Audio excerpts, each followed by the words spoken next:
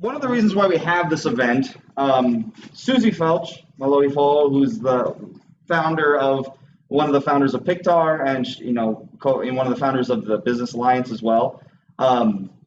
She had this vision of helping businesses connect. Now, she had mentioned to me as well that over the years she has had several different businesses, and a lot of times she's gotten a lot of her success in advertising through media outlets, and not buying that media outlet, but by becoming something that they wanted to feature. And so by being featured in these different formats, when hopefully we'll get some insight on how you can do that as well, she found that she was able to find a lot of success. And so she's wanting to, in that sense, that's one of the reasons why we have this meeting, is so that if you have a business or if you have a resource, you get a better insight on how to use these different platforms to help expand your business in that sense. And so the question that I have for those in the different media outlets is, for your genre, for your field, what are you looking for in a story, in a business? What are some insights that we might not be thinking about that would help us to get a better hook into what you're looking for? Because we have, there's television, there's radio, there's video, there's podcasts, there's all these different types, magazines, and a lot of times they have a little bit different angle that they're trying to take. So we don't have a specific order. Maybe if we would have had a better agenda, we could have had them laid out, but we'll just sort of hot potato it between anyone who has something to share. Please take it. Answer? Go for it. Yeah, so I would say, first of all, most people don't know that there are great stories in their companies or in their experiences as business owners, or as a business consumer, right? As there's so many issues right now related to economics that are really important. And I always say the best stories are about people. And you can take someone's story and then look at data and look at the issues, and it illuminates it in a way and helps people understand it. And I feel like there's many avenues for you. And one of the advantages I found is that once you make some connections in the media, like then you have a level of trust. And when they need a source in the business community or in your, whatever your specialty is, or whatever, all the different, universes you represent when you are interacting with media, that you become then a way to bring a more complete picture to media in general. Media is very white, and in this state, extremely white, but it's across the country. It's a very big problem. And so, I've been sitting in a meeting where they've wanted to do a story like on veterans, and nobody in the room knows a veteran. Those are just some of the things that we have to kind of think through. And you could bring those solutions just because someone says, hey, I know somebody who lives in that community or that neighborhood or owns that kind of business. What's happening in the real estate market? Oh, I know these two people who own real estate companies. Let me give them a call. So I would say just reach out to people and take them to, well, it's hard to go to lunch now. COVID has made everything more difficult. Networking is really hard now, but I'm always willing to brainstorm ideas if you think you might have them. And the other thing is, like, email is great. Reach out to someone and say, these are the things we do. Do any of these things lend themselves to a story? Or if you're doing stories on these subjects, could I be a source for you? Those are my suggestions. So I make podcasts now, but I was in print media for 28 years. I worked for every section of the newspaper. And one of the interesting things about my company now, I've helped with TV. I can help if I think your story is better to go on radio, because if you're promoting a 5K, your needs are really different than if you're struggling as a business owner to access CARES money. So there are different issues and different challenges. And sometimes your story would be better in print media, and sometimes it would be a much better radio piece that you just come in and you're interviewed for. So it's just, and I'm happy to talk. Like, this is sort of like you say, speed dating. I love to discuss this. I would discuss it with anyone because I want the media to be more accessible to more people. Awesome. Thanks. Let me just follow up on, sorry, Laura. You go right ahead. I'll go after you. I was just going to follow up something that Amy said. One of the things I think anyone in the media is really interested in, and yet we don't always do a good job of this or know how to do it, is just to expand our source pool. We're always looking for more diverse sources that we don't, it's a fallback, and it's a bad excuse. But when a reporter's on deadline, they tend to go to the same sources because they've got limited time and they're in a scramble, and that's just who they turn to. So if you can let us know your expertise, what it is that you really know about, like Amy said, shoot off an email. I'm happy to pass that along to the reporters, to the news directors, so that they know. They really want to use you. They really do. They just don't necessarily know how to find people. So knowing who to turn to when they are on deadline and looking to, when they're doing a story about X, Y, or Z, and who they can turn to in this moment, if they have a pool of people that they can turn to, that is extremely helpful. I'm not excusing them. They definitely can go out and do legwork and look, but just knowing who they can turn to in those critical moments is really helpful. So if you have an expertise in an area, just pass that along and I can share that with them, and that expands their source pool. And Laura Jones here from Radioactive on KRCL 90.9. I already fired off an email to Manu and Namu Ali'i because I'm looking for a local angle during Sundance and Slam Dance, and they've got a feature film and short films to drop this year. They're a great source for me, and so I want them on my show. And that's a way to look at current events or milestones throughout the year and say, hey, I need to build a relationship with the reporting community, like Christy and Amy were saying. In a pinch, when I need to get something on, I'm going to go to who's already in my Rolodex. And so a lot of it is, building those relationships with reporters, not just generally with outlets. Because if you fire off emails to, the general inbox, you got to grab them in that subject line so they know where to maybe send it for follow-up. But, doing an introductory email to reporters that you have looked around and see cover the areas that you could speak to or that you represent, and just start introducing yourself or offering up a brief news hit or writing those letters to the editor in your professional capacity or whatever the expertise is that you want to offer, an op-ed, an editorial, and start making those connections. You'll start getting people coming to you because it's harder and harder, especially during COVID, to meet people, to find new stories. I mean, I would love to do the coffee shop podcast that I've had in my mind forever, but who goes to coffee shops anymore without a mask and gets close and has meaningful conversations? So anyway, I'm done for now. I'm a professional talker. I could keep talking, so I'll stop. I would like to, and this is Kamiley with the Island Wave podcast and PICC. Thank you, Laura, for always pulling me into conversations and supporting our podcast.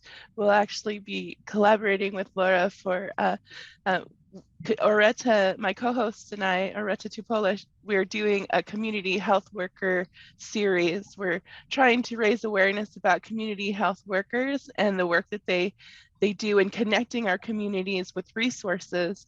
And this is one thing that I'm interested in as a podcast host, is your personal story.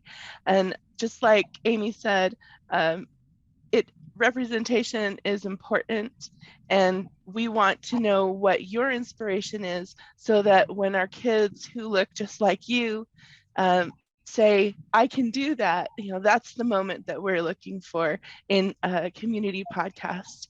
And with our community health workers, we're working with Luz Escamilla to bring out legislation for certification for CHWs, and the authors for the bill are Stephanie Burdick and Cyriac Alvarez Valle, and they have been working hard in finding out what issues are important to community health workers, and one of them was certification, but also working with institutions and businesses, politicians, media, and in connecting our communities so that obtaining life-sustaining resources are not so complicated for our communities. And we CHWs represent people from all diverse backgrounds, underserved and underrepresented populations, and immigration or immigrants, pardon me. And so we're really the underbelly of the community on the grassroots level, working from the ground up to provide that capacity building. So I've just shot off some emails myself, looking for partners to bring this community health worker mindset to the public.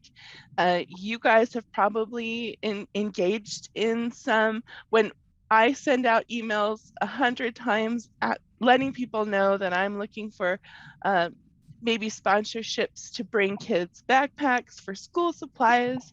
So we have a lot of families where their parents are out of work or have been furloughed for 2 years. And so they're looking for employment. We're looking for partners in that respect.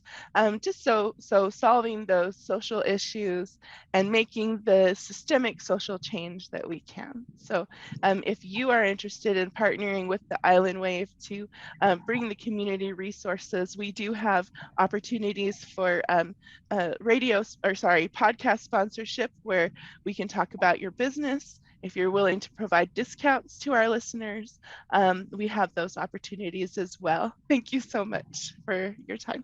In terms of magazines, what are you guys looking for? Well, as far as for our magazine, one of the things that we're always looking for are events, private events, any type of things that we can share within our social content. So that's something that's always useful for us.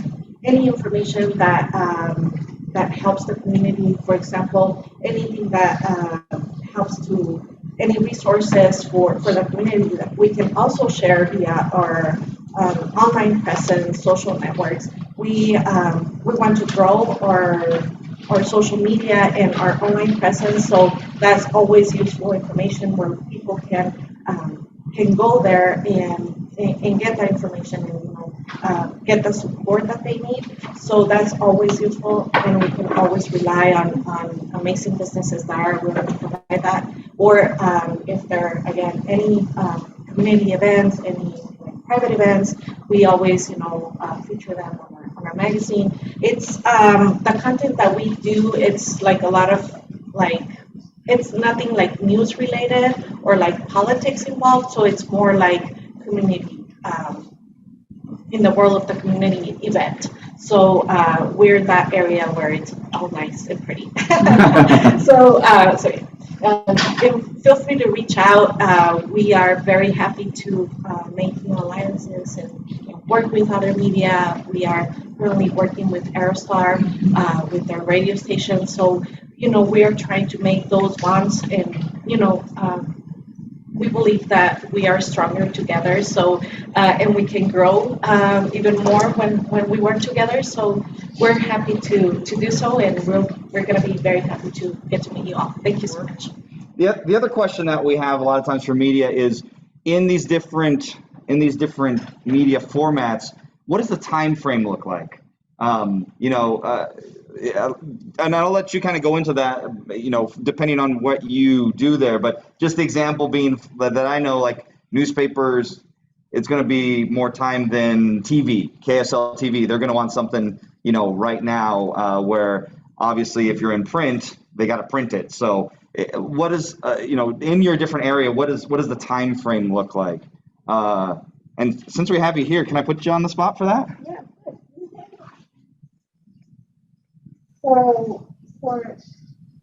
So I'm Alexandra from Solitarian. It depends. So we have all kinds of deadlines, and it can be a feature story or let's say a restaurant, and that can go for the weekend paper. So we have more time to talk with you and go to your restaurant and see what the community allows. But there are also daily stories, so we do need that kind of immediacy that maybe some other outlets like TV and radio stations needs to. So it depends on the story and what you're featuring, if that's helpful. Yeah, thanks. Anything from online, and anyone else has thoughts on time frame considerations? I can field that question for PBS Utah. Unlike some of the breaking news stations, we actually do have a longer timeline for our shows. So, for example, I'm working on research for our Utah Insight show right now, and that won't film and air until late spring and early summer. So there's a few months actually that we put into some of our stories. And then I know that for our longer form documentaries, sometimes they work on those for a couple of years. So we are airing a film about Zion National Park, and that film has been in the works for over a year. So there are some longer timelines in our particular area. And if you know the editorial calendar of the outlets that you're trying to approach, that's really helpful. I mean, all of us are, even if you have long-term projects like PBS Utah, we might still be posting on social something that's that day or breaking. So one rule of thumb is deadline is always now. But understanding my show airs weeknights at 6. I'm still Zooming it because of COVID and studio construction. So I'm generally Zooming at the latest at noon, day of. Now, if you want to be on that night's show, you're probably too late to get me something unless it's huge. So thinking ahead, understanding where you can send press releases. AP Daybook. Anybody here from AP? Is the Daybook still a thing? Anybody on print that can talk to that? There's the local Associated Press outlet has in the past kept a daybook that most outlets can see and see things coming up. But starting to build your own media list so you can, when you have something meaningful, get it out. If it's breaking news, great, send it out. If you have an event 2 weeks hence, all right, you should be making contact 2 weeks before at the very least to try and get something in to a daily, a weekly. If it's a monthly, you need to be looking ahead. JR, you've got those programs, but you probably have your editorial calendar largely set. So don't go, oh, I've already missed the boat. It doesn't matter. Make that contact, make that connection. So I work for La Bala Magazine and Brooklyn News newspaper in New York, and they run every 2 weeks. I focus on human rights and social justice in our Latino community. My focus is domestic violence. So I educate people what to expect from the police department, from the justice system, like from calling 911 when they don't understand your language, when they can't provide a translator. It's a right to have a translator. You have to have someone that understands that you're in danger and all the details. When they show up, what to expect from the police officer.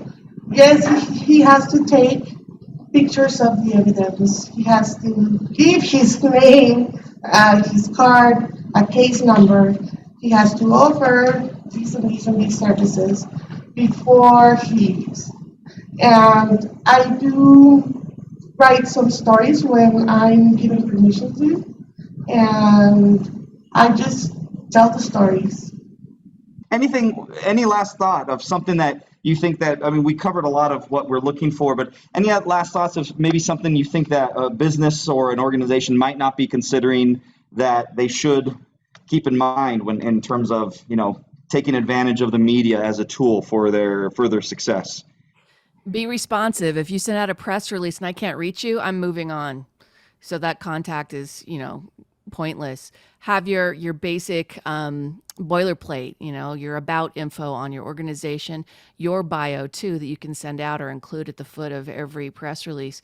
Because then as a reporter, I don't have to go hunting for that. I don't have to ask you for that. I've got a basis from which to start. Great. Thank you. And I want to say, be vigilant, be resilient. I've gotten a lot of no's. I've been told so many times, this is too late, or you didn't give us enough time, but I have been able to find people who can help me in anything I do, especially now. I'm grateful to have all the resources, and because I was vigilant and didn't give up. So. You want to, Regina? Yes, well, as a suggestion or consideration to any businesses that it's interested, in advertising, just remember that, of course, it's tax deductible. So it's a great investment for your business and something that you can put a good use for your money. Great. Well, everybody, thank you so much. There's still more food, so help yourself. People online, sorry, you missed out on the food. Next time we'll have to not have a pandemic. Thank you, everybody. Have a great day.